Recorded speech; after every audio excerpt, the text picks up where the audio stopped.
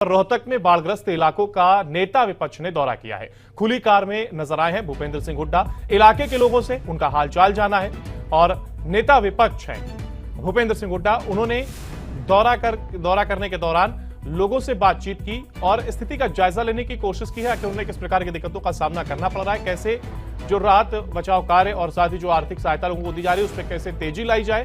तो रोहतक में ये बाढ़ग्रस्त इलाकों का दौरा करने के लिए नेता विपक्ष निकले और भूपेंद्र सिंह हुड्डा इस दौरान खुली कार में नजर आए हैं। ये तस्वीरें सामने आई हैं जहां पर देखिए नेता विपक्ष हैं भूपेंद्र सिंह हुड्डा जो अपनी कार से और जो बाढ़ग्रस्त इलाके हैं उस इलाके में पहुंचे और स्थिति को जानने की कोशिश की है कि आखिर क्या स्थिति अब वहां पर बनी हुई है, क्योंकि लगातार प्रशासन अलर्ट है, सरकार की ओर से सहायता दी जा रही है। ऐसे में नेता विपक्ष होने के नाते भूपेंद्र सिंह हुड्डा भी सड़कों पर उतरे और जहां पर पानी भरा हुआ है, जो जलभराव की स्थिति है, उस स्थिति का जायजा लेने के लिए लोगों के बीच पहुंचे हैं और इस दौरान उन्होंने आसपास मौजूद लोगों से बातचीत भी की है। तो ये दो तस्वीरें आप देख रहे हैं जहां पर जो स्थिति बनी हुई है और एक तरफ नेता विपक्ष रोहतक के दौरे पर रहे तो वहीं दूसरी तरफ आप बाढ़ग्रस्त इलाके का जायजा लिया है और क्या स्थिति बनी हुई है। ये आप दूसरी तस्वीर देख रहे हैं किस कदर पानी भरा हुआ है, लोगों को आने जाने में दिक्कत हो रही है, खेतों में पानी भरा है, कुछ घर ऐसे हैं जहां पर पानी भरा हुआ है, लोगों को घर छोड़ने पर भी मजबूर होना पड़ा और राहत शिविर की ओर वो गए हैं। ऐसे में नेता विपक्ष भी सड़क पर आए और उन्होंने अपनी गाड़ी से बाढ़ग्रस्त इलाके का ये दौरा किया, साथ ही आसपास मौजूद लोगों से बातचीत की है। और इसी खबर पर हमारे साथ हमारे संवाददाता दीपक भारद्वाज भी जुड़ गए हैं। दीपक, देखिए जिस तरीके से चाहे हम बात करें एनडीआरएफ की या एसडीआरएफ की या हम बात करें प्रशासन की ओर से और तमाम तरीके की जा रही कवायद की, ऐसे में नेता विपक्ष भी सड़क पर आए हैं। आखिर इससे लोगों में कितना विश्वास जगा है कि उन्हें आर्थिक सहायता और साथ ही साथ उन्हें तमाम सहायता मुहैया कराई जाएंगी?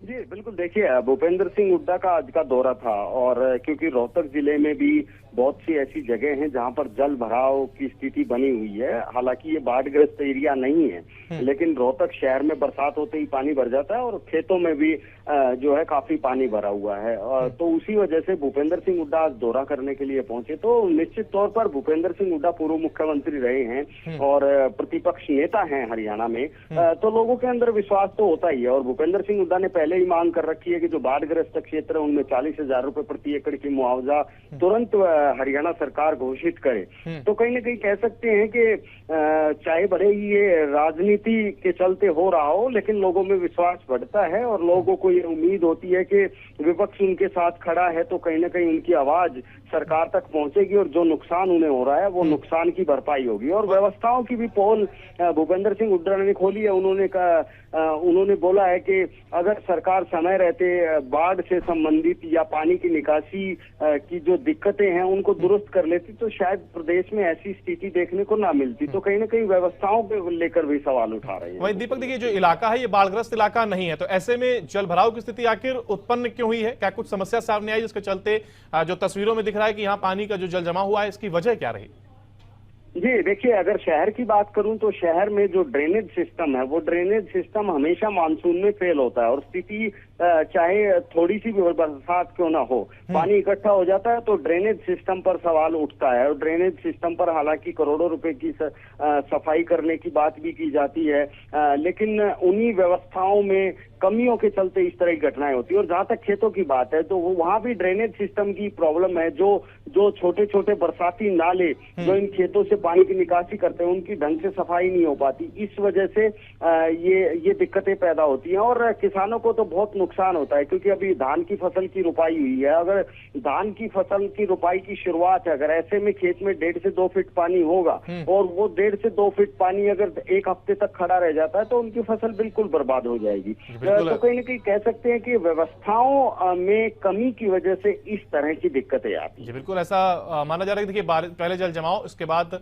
कुछ बीमारियां जो जल जमाव की वजह से होती हैं और ऐसे में जब खेती नहीं हो पाएगी, फसल का नुकसान हुआ है तो शायद कीमतों में भी उछाल देखने को मिलेगा। बहुत शुक्रिया दीपक आपका हमारे साथ जुड़ने के लिए और तमाम जानकारी साझा करने के लिए। वहीं प्रदेश में देखिए तस्वीरें हम आपको दिखा रहे हैं जहां पर रोहतक दौरे पर रहे नेता विपक्ष और क्या कुछ स्थिति बनी है जल भराव की वजह से, ये चीजें वहां पर जानी गई हैं। और नेता विपक्ष रहे भूपेंद्र सिंह हुड्डा जो कि आज सड़क पर उतरे और अपनी कार में बैठकर जहां पर जल भराव की स्थिति थी वहां पर पहुंचे और वहां पर मौजूद लोगों से बातचीत की और उनका हालचाल जाना है।